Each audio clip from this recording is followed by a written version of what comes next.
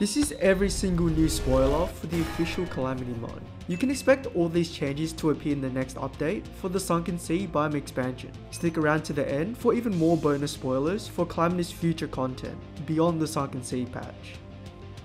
For new weapon spoilers, we got a look at the Nullification Pistol. Instead of currently altering its target with varying status effects, it now functions as two modes.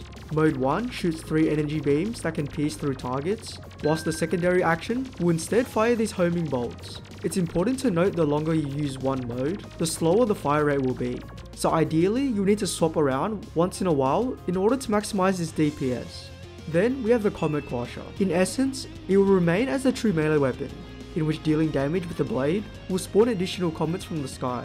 From the teaser, it seems that even more comets are spawned on each hit, and this is instead spawned based off your cursor position as opposed to the 2 meteors that land on your target in the current version. Another thing is that this teaser currently uses a placeholder sprite, and this over here will be the newer version. Another true melee weapon rework is the Hellkite, having beautiful new swing animations and sound effects. Rather than the flaming geysers in the old version, its left click will now perform a sweeping edge attack, dealing damage in a bigger radius. A new functionality has also been added, in which you can charge up the Hellkite to perform an extremely powerful attack. The Helium Flash now charges a burning star core, which can be released at max charge to create an enormous flaming explosion.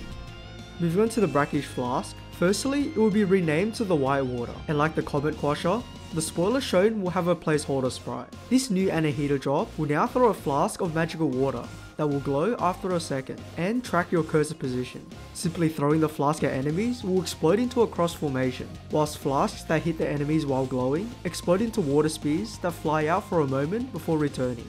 Stealth strikes create even more water spears and will spawn a healing aura that can also damage enemies. Leviathan and Anahita's remaining drops will be fully reworked as well. Next is the Refraction Rotor, which now throws a huge prismatic shuriken that explodes into homing rockets on impact. Stealth strikes will instead throw 3 shurikens that also rapidly home in. The Rubico Prime will be re-tiered and reworked from a Post-Devour of Gods item to Post-Golem. Instead of firing 10 shots in a row, this sniper rifle now uses 5 impact rounds that deal increased crit damage and pierce, before it has to reload.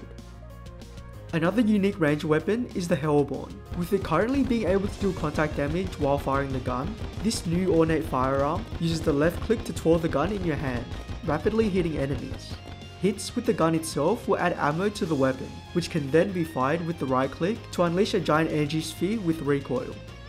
The Apocolith brick, whilst not a complete overhaul to the weapon, has gotten some new visual improvements, and its shards on stealth strikes will now be able to home in. Similar with the Effervescence, this post-Moonlord Mage gun will also be receiving a visual lift, with the functionality remaining the same. The Paladin Hammer line with some additional touch-ups, with the first being the Ponage Hammer, then we have the Fallen Paladin's Hammer, then the Stellar Contempt, and then finally the Galaxy Smasher. Easily one of the coolest weapons I've ever seen, and just looks so satisfying to use. As for the next couple sets of weapons, I've briefly covered these in a recent TikTok, but why not showcase it again with even more information? The Celestial Meld set will follow the already released Dead Sun's Wind, and will include the Star of Destruction, Shard of Antumbra, Tome of Fates, and Entropic Claymore. The Star of Destruction will now summon 5 cosmic fragments, which converge together to create a massive explosion, dealing damage to nearby enemies. Its Stealth Strike will instead fire a bunch of cosmic shards around you, which will converge into a glowing star that's able to repeatedly deal damage to enemies before fading. The Shard of Antumbra throws a javelin which can rend enemies, spawning additional spears. Using a Stealth Strike will instead cause even more and larger spears that pierce through enemies. Tome of Fates will be your mage weapon and has been renamed to the Apathanull. Rather than the current version of a recolored Shadowflame Hex doll, the rework will aim to not only improve its visual effects, but range and piercing capabilities. And for the very last Meld weapon, we have the Entropic Claymore for melee. It fires a spread of Meld spears that slowly converge outwards. It seems like a lot of these Meld weapons will be high in piercing and range, meaning they could be decent against bosses like Ashram Dias, but we'll just have to wait and see. Next are Aerialite equipment. Expect to see a revamp to the all-class Aerialite set towards mage and range exclusive. The Windblade will be changed from a basic sword with projectiles to being able to spawn a whirlwind on every third hit.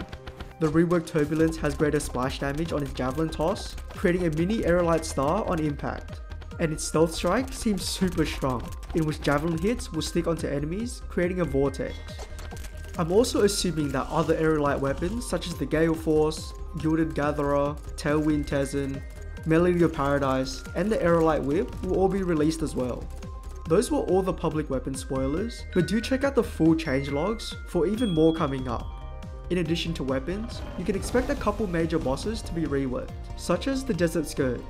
Yes, it has been re-sprited again, however ever since the bird incident, this will be the updated version, equipped with new sand VFX, attacks, and just a whole lot more deadly. The old Duke will surprisingly be changed as well, with some very early concepts by Triangle, breaking away from the Boomer Duke Fishron allegations. HUDS Up also teased art for a new Sulphurous Sea Background, which may accompany this rework. Additionally, we have even more Sunken Sea Critters, with around 15 to go. You can expect a full-on ecosystem of enemies that may have unique interactions. We know that ghost bells can be caught with a bug net to obtain special accessories, and also a new transition layer between the underground desert and the Sunken Sea biome, in which enemies such as the Slithering Death, Haunted Chum, and Carrion Swallower will reside. Other critters include the Sharkoon, Sea Minnows, Polypanky, Sea Dragons, Probe Snout, Slug Buns, Infant and Normal Ghost Bells, Pearl Pods, Shore Skippers, Sunken Scourges, Lost Shoals, Lazarus Lampfish, Sea Slugs, Axolotls, Scavengers, Jelly Ghouls, Prismatic Guppies, Stormline Sentries, and Sand Prowlers. Furthermore, Arsenal Tier 1 equipment will be released this update, where you'll get to play around with the fully customizable Arsenal armor set available at Aerialite Tier. This will be followed by re-sprites and reworks for the corresponding Arsenal weapons, including the Taser, Tracking Disc, Gauze Blade, Pulse Pistol, and Plasma Shrimp Summon, replacing the current Star Swallowing unit. So that was like well over 50 new changes for the Sunken Sea update, but as promised, here's additional future content spoilers, with no estimated release date. We first got a look at the animated Slime God sprites, as well as the Virulent Slime, a sort of mini-boss that I'm guessing will be part of the Exo Avalon compatibility I mentioned in my previous Calamity roadmap, and will most likely represent the Contagion biome.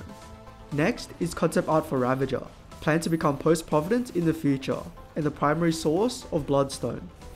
HUDS Up also teased a new sprite concept for the Ceaseless Void, expanding on the idea of it being the main portal and entrance to the Distortion subworld, though keep in mind this hasn't even been voted on yet.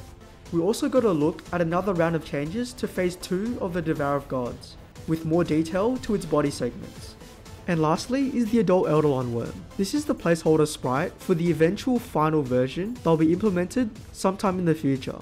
To go with future boss changes are some teasers of new player HUDs and UIs, showcasing the different permanent health and mana bars. This will have compatibility for summoners, in which the green dots represent your minion slots and the yellow dots are your sentry slots, and these are only present in the UI when you are using summoner weapons. We also have teammate bars for multiplayer and a bunch of custom boss health bars, with some examples including the Slime God, Plantera, Golem, Dragon Folly, Leviathan, Empress of Light, and the Ceaseless Void.